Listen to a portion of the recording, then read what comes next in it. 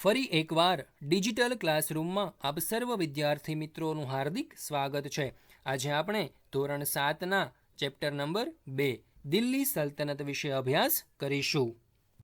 બાળમિત્રો, આપણે આગળના પાઠમાં ભણી ગયા કે ઈસવીસન 700થી લઈ ઈસવીસન 1200 સુધી એટલે કે આ 500 વર્ષના સમયગાળા દરમિયાન ભારતમાં વિવિધ રાજપૂત વંશોએ શાસન કર્યું હતું। એટલા માટે આ 500 વર્ષના સમયગાળાને ભારતીય ઇતિહાસમાં રાજપૂત યુગ તરીકે ઓળખવામાં આવે છે। ત્યારબાદ 13મી સદીમાં દિલ્હીની ગાદી પર મુસ્લિમ સુલતાનોનું શાસન આવ્યું, જે લગભગ ઈસવીસન 1526 સુધી ચાલ્યું। એટલે કે આ સવા 300 વર્ષ દરમિયાનનો જે સમયગાળો છે તેને સલ્તનત કાળ તરીકે ઓળખવામાં આવે છે। તો ચાલો બાળકો, આ સલ્તનત કાળ વિશે આજે આપણે અભ્યાસ કરીશું। દિલ્હી સલ્તનત બાળકો, જેવી રીતે વર્તમાન સમયમાં દિલ્હી ભારતીય રાજનીતિના કેન્દ્રમાં છે, તેવી જ રીતે પ્રાચીન સમયથી દિલ્હી ભારતીય રાજનીતિના કેન્દ્રમાં હતું, જેને આપણે નકશા દ્વારા સમજીએ કે દિલ્હી ક્યાં આવશે। તો આ છે આપણું ગરવું ગુજરાત, ત્યાંથી ઉત્તર દિશામાં રાજસ્થાન અને ત્યાંથી ઉત્તર દિશામાં હરિયાણા, અને ત્યારબાદ આવશે દિલ્હી, જે ભારતની રાજધાની પણ છે। 12મી સદીથી જ્યારે દિલ્હી પર તોમર અને ચૌહાણ રાજપૂતો શાસન કરતા હતા, ત્યારથી જ દિલ્હી વેપાર અને વાણિજ્યનું એક મહત્વનું કેન્દ્ર રહ્યું છે। 13મી સદીની શરૂઆતમાં દિલ્હી સલ્તનતની સ્થાપના થઈ હતી। અહીં તમને પ્રશ્ન થશે કે ભાઈ, દિલ્હી સલ્તનત એટલે શું? તો ઈસવીસન 1206થી ઈસવીસન 1526 દરમિયાન ઉત્તર ભારતના વિશાળ વિસ્તાર ઉપર શાસન કરનાર શાસકોને સુલતાન કહેવામાં આવતા હતા, જ્યારે તેના શાસનકાળને દિલ્હી સલ્તનત તરીકે ઓળખવામાં આવે છે। આ શાસકો મૂળભૂત રીતે તુર્ક અને અફઘાન મૂળના હતા। આપણે એક નકશા દ્વારા સમજીએ। આ છે આપણું પ્યારું ભારત, ત્યાંથી વાયવ્ય દિશામાં તમે આગળ જશો તો પાકિસ્તાન, અને પાકિસ્તાનથી આગળ આ ગ્રીન કલરનો જે ભાગ છે તે અફઘાનિસ્તાનનો છે, અને ત્યાંથી આગળ જતાં આપણને તુર્કી એટલે કે તુર્ક પ્રદેશ મળશે। તો આ પ્રદેશના શાસકો ભારતની સમૃદ્ધિ જોઈ ભારત ઉપર ચઢાઈ કરી અને ભારત ઉપર પોતાનું વર્ચસ્વ અને સામ્રાજ્ય સ્થાપ્યું હતું। ગુલામ વંશ, ખલજી વંશ, તુગલક વંશ, સૈયદ વંશ અને લોદી વંશ, આ સવા 300 વર્ષ દરમિયાન દિલ્હી સલ્તનતમાં કુલ 5 વંશોએ સત્તા ભોગવી હતી, જેને આપણે આ પાઠમાં વિસ્તારપૂર્વક સમજીશું। બાળમિત્રો, હવે આપણે દિલ્હી સલ્તનતના વિવિધ શાસકો અને તેમના રાજ્યવંશો વિશે અભ્યાસ કરીએ। તો દિલ્હી સલ્તનત પર સર્વપ્રથમ ગુલામ વંશની સ્થાપના થાય છે। આ ગુલામ વંશના વિવિધ શાસકોએ ઈસવીસન 1206થી લઈ ઈસવીસન 1290 સુધીના સમયગાળા દરમિયાન પોતાની સત્તા, પોતાનું આધિપત્ય જમાવ્યું હતું। બાળમિત્રો, આપણે પ્રથમ પાઠમાં જોઈ ગયા કે ઈસવીસન 1192માં થયેલા તરાઈના બીજા યુદ્ધમાં શિહાબુદ્દીન ઘોરીએ પૃથ્વીરાજ ચૌહાણને સજ્જડ હાર આપી દિલ્હીમાં સલ્તનત સત્તાનો પાયો નાખ્યો હતો। ત્યારબાદ શિહાબુદ્દીન ઘોરી પાછો અફઘાનિસ્તાન જતો રહે છે અને દિલ્હીની ગાદી પોતાના જ એક મામલુક વંશના ગુલામ કુતુબુદ્દીન ઐબકને સોંપી દે છે। આ કુતુબુદ્દીન ઐબકે પોતાના 5 વર્ષના શાસનકાળમાં પોતાની સત્તા જાળવી તો રાખે જ છે, પરંતુ સાથે સાથે રાજ્યનો વિસ્તાર પણ કરે છે। આ કુતુબુદ્દીન ઐબક પોતે કાબેલ અને બાહોશ શાસક હતો, અને કુતુબુદ્દીન ઐબકને ગુલામ વંશનો ખરો સ્થાપક માનવામાં આવે છે। આ કુતુબુદ્દીન ઐબકનું ઈસવીસન 1210માં પોલોની રમત રમતા ઘોડા પરથી પડી જવાના કારણે મૃત્યુ થયું હતું। કુતુબુદ્દીન ઐબકના અવસાન બાદ તેનો જ ગુલામ અને જમાય. ઇલ્તુત્મિશે ગુલામ વંશની બાગડોર પોતાના હાથમાં સંભાળી. અહીં તમે ઇલ્તુત્મિશની છબી જોઈ શકો છો. સલ્તનત સત્તાને સર્વોપરી બનાવવા માટે ઇલ્તુત્મિશે ચહલગાન એટલે કે 4 ગાનની સ્થાપના કરી હતી. ચહલગાન એટલે શું? અહીં તમને પ્રશ્ન થશે. તો ચહલગાન એટલે 40 તુર્ક અમીરોનું એક ગ્રુપ હતું, એક દળ હતું. આ દળને ઇલ્તુત્મિશે પોતાના રાજ્ય દરબારમાં સ્થાન આપ્યું હતું, જેના બદલામાં ઇલ્તુત્મિશને આ ચહલગાન પાસેથી એટલે કે આ 40 તુર્ક અમીરો પાસેથી રાજ્ય ચલાવવા માટે નાણાં ભંડોળ પ્રાપ્ત થઈ રહેતું હતું. આ ઉપરાંત ઘણીવાર સુલતાનોની પસંદગીમાં પણ તેમનું ઘણું યોગદાન રહેતું હતું. તેણે રાજધાનીનું સ્થળાંતર લાહોરથી દિલ્હી કર્યું હતું, જેને આપણે એક નકશા દ્વારા સમજીએ. ગુલામ વંશની રાજધાની વર્તમાન સમયના પાકિસ્તાનમાં આવેલા લાહોર પ્રદેશની અંદર હતી, જે ઇલ્તુત્મિશે ફેરવી અને દિલ્હીની અંદર લાવ્યો હતો. ઇલ્તુત્મિશને ગુલામ વંશનો સાચો સ્થાપક પણ માનવામાં આવે છે. જ્યારે ઇલ્તુત્મિશને પોતાના રાજ્યાધિકારી એટલે કે ઉત્તરાધિકારીની પસંદગી કરવાનો પ્રશ્ન ઊભો થયો, ત્યારે પોતાના એક પણ પુત્રને કાબેલ અને યોગ્ય ન સમજતા તેણે પોતાની પુત્રી રજિયાને ઉત્તરાધિકારી તરીકે જાહેર કરી હતી. ઇલ્તુત્મિશના અવસાનના થોડા સમય બાદ જ તેની પુત્રી રજિયા સુલતાના દિલ્હીની ગાદીએ આવે છે, જેમણે ઈસવીસન 1236થી 1240ના સમયગાળા દરમિયાન દિલ્હીની સત્તા સંભાળી હતી. રજિયા સુલતાના દિલ્હીની ગાદીએ આવનાર પ્રથમ મહિલા શાસક હતી. એ સમયના ઇતિહાસકાર મિન્હાજ-એ સિરાજ પણ સ્વીકારે છે કે રજિયા સુલતાના તેના બધા જ ભાઈઓમાં સૌથી વધુ કાબેલ અને સક્ષમ હતી. આમ છતાં એક મહિલા શાસનકર્તા તરીકે માન્યતા મળવી મુશ્કેલ હતી. દરબારીઓ પણ તેને સ્વતંત્ર શાસક તરીકે સ્વીકારવા તૈયાર ન હતા અને ઇલ્તુમિશે બનાવેલી ચહલગાનના અમીરોની સત્તા લાલસા અને સતત ચાલતા વિદ્રોહોએ તેના શાસનનો અંત આણ્યો હતો. આવી રીતે રજિયા સુલતાનાના શાસનનો અંત આવ્યો અને તેના અવસાન પછી 6 વર્ષ સુધી રાજ્યમાં અંધાધૂંધી ચાલી અને સમગ્ર રાજ્યનો વહીવટ બેફામ રીતે થતો રહ્યો. ત્યારબાદ અમીરોએ ઇલ્તુત્મિશના પુત્ર નાસિરુદ્દીનને દિલ્હીની રાજગાદી પર બેસાડ્યો. અહીં તમે નાસિરુદ્દીનનો ફોટો જોઈ શકો છો. તેમણે 21 વર્ષ સુધી શાસનની ધુરા પોતાના હાથમાં સંભાળી. ત્યારબાદ તેનું અવસાન થયું. તેનું અવસાન થતાં જ ગયાસુદ્દીન બલબન રાજગાદી પર આવે છે. રાજગાદી પર આવતાની સાથે જ ઇલ્તુમિશે બનાવેલા ચહલગાન દળનો નાશ કરે છે અને શાસનતંત્ર પરથી આ અમીરોની જે પકડ મજબૂત થઈ ગઈ હતી તેને હળવી કરી નાખે છે અને ગયાસુદ્દીન બલબને રાજાનું સ્થાન ખૂબ જ વધારે મજબૂત બનાવ્યું.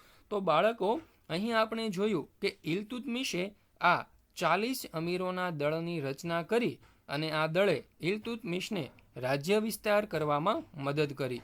પરંતુ આ જ દળે રજિયા સુલતાનાનો વિરોધ કરી તેને સત્તા પરથી દૂર કરી હતી. એટલે રાજ્ય વહીવટમાં આ ચહેલગા દળનું વર્ચસ્વ વધી ગયું હતું, જે ગયાસુદ્દીન બલબને દૂર કર્યું અને રાજાના પદને વધારે મજબૂત બનાવ્યું હતું. બલબન સાહિત્ય અને કલાનો પણ પોષક રહ્યો હતો. 22 વર્ષના પોતાના શાસન બાદ દિલ્હી સલ્તનત પર ખલજી વંશની સ્થાપના થાય છે.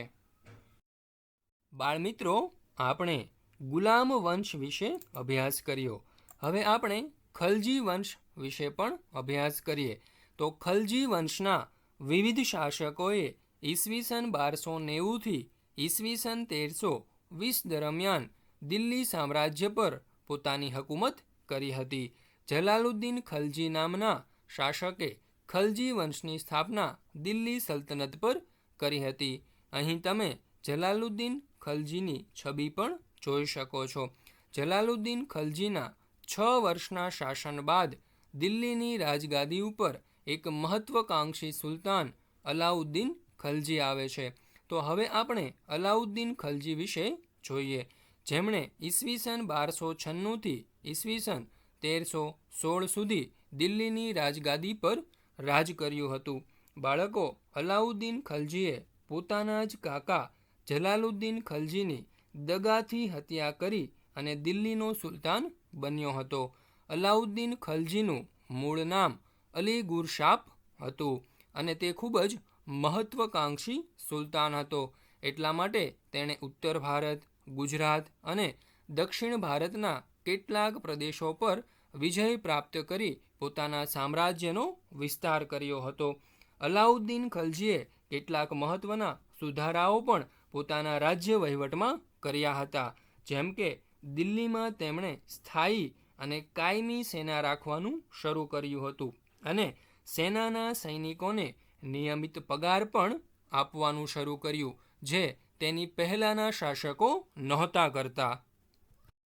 આ ઉપરાંત અલાઉદ્દીન ખલજીએ કરેલા બીજા સુધારાઓની આપણે વાત કરીએ તો સૈન્યના ઘોડા અને સૈનિકોની વિશિષ્ટ ઓળખ માટે દાગ અને ચહેરા પદ્ધતિની શરૂઆત કરી હતી, જેના કારણે પોતાના સૈનિકો અને પોતાના ઘોડાઓને સારી રીતે ઓળખી શકાય. ભાવ નિયમન એટલે કે પોતાના રાજ્યના દરેક વ્યક્તિઓને સસ્તા ભાવે જીવન જરૂરિયાતની વસ્તુઓ મળી રહે.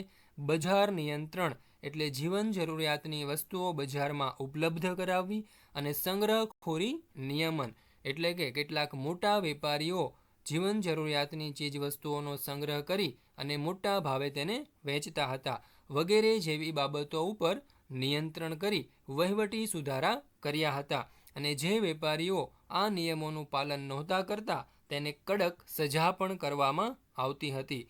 અલાઉદ્દીન ખલજીનું અવસાન થતાં સત્તા પ્રાપ્ત કરવા માટે રાજ્યમાં અફડાતફડી અને અંધાધૂંધીનું વાતાવરણ સર્જાયું. અલાઉદ્દીન ખલજીના સમયમાં એક પ્રસિદ્ધ મહાકવિ અમીર ખુશરો પણ થઈ ગયા, જેમણે અનેક કવિતાઓની રચના કરેલી છે. અહીં તમે અમીર ખુશરોની છબી જોઈ શકો છો. બાળકો, ભાવ નિયમનને આપણે એક ઉદાહરણ દ્વારા સમજવાનો પ્રયત્ન કરીએ. માનો કે તમારી પાસે 20 રૂપિયા છે અને બજારમાંથી તમારે ચોકલેટ ખરીદવી છે અને આ એક ચોકલેટનો ભાવ 10 રૂપિયા છે, તો તમે કેટલી ચોકલેટ ખરીદી શકો? 10 રૂપિયાની 2 ચોકલેટ આપણે ખરીદી શકીએ. પરંતુ જો આપણી પાસે 20 જ રૂપિયા હોય અને જો આ ચોકલેટનો ભાવ 5 રૂપિયા રાખવામાં આવે તો આપણે 20 રૂપિયામાં 5 રૂપિયાની 4 ચોકલેટ ખરીદી શકીએ. અહીં મતલબ એ થયો કે જો 10 રૂપિયા ભાવ હતો તો આપણે 2 જ ચોકલેટ ખરીદી શક્યા અને જો 5 રૂપિયા ભાવ થયો તો 4 ચોકલેટ ખરીદી શક્યા. એટલે કે જો ભાવને નિયંત્રણમાં રાખવામાં આવે, ઓછો રાખવામાં આવે તો દરેક વ્યક્તિ પોતાની જીવન જરૂરિયાતની ચીજવસ્તુઓ ઓછી કિંમતે અને પૂરતા પ્રમાણમાં ખરીદી શકે. ગુલામ વંશ અને ખલજી વંશ બાદ હવે આપણે તુગલક વંશ વિશે વાત કરીએ. તો ગિયાસુદ્દીન તુગલુકે ઈસવીસન 1320માં ખલજી વંશનો અંત આણી દિલ્હીની રાજગાદી પર તુગલુક વંશની સ્થાપના કરી હતી. આ તુગલુક વંશે ઈસવીસન 1320થી ઈસવીસન 1414 સુધી દિલ્હીની રાજગાદી પર શાસન કર્યું હતું. આ મહમ્મદ બિન તુગલુક એક પ્રતિભાવંત સુલતાન હતો, જેમણે પોતાના રાજ્યમાં કેટલાક સુધારાઓ કર્યા હતા. જેમ કે દિલ્હીથી પોતાની રાજધાની ફેરવી દૌલતાબાદ લઈ ગયા હતા. આપણે અગાઉ જોયું કે ઇલ્તુમિશે લાહોરથી પોતાની રાજધાની દિલ્હી ફેરવી હતી. આ ફોટાની અંદર આપણે જોઈ શકીએ છીએ કે દિલ્હીથી રાજધાની ફેરવી અને દૌલતાબાદ લાવવામાં આવી હતી. તેમણે પ્રતીક મુદ્રા પ્રયોગ એટલે કે મહમ્મદ બિન તુગલુકે પોતાના રાજ્યમાં તાંબાના સિક્કાનું ચલણ પણ અમલમાં મૂક્યું હતું. તેના સમયમાં ડાક ચોકી ટપાલ પદ્ધતિ પણ દાખલ કરવામાં આવી હતી, જેમાં ઘોડે સવારો સંદેશા એક જગ્યાએથી બીજી જગ્યાએ પહોંચાડતા અને તે સમયમાં ટપાલીને હલકારો પણ કહેવામાં આવતો હતો, જેનો ઉલ્લેખ રાષ્ટ્રીય શાયર એવા ઝવેરચંદ મેઘાણીના પુસ્તક સૌરાષ્ટ્રની રસધારમાં પણ જોવા મળે છે.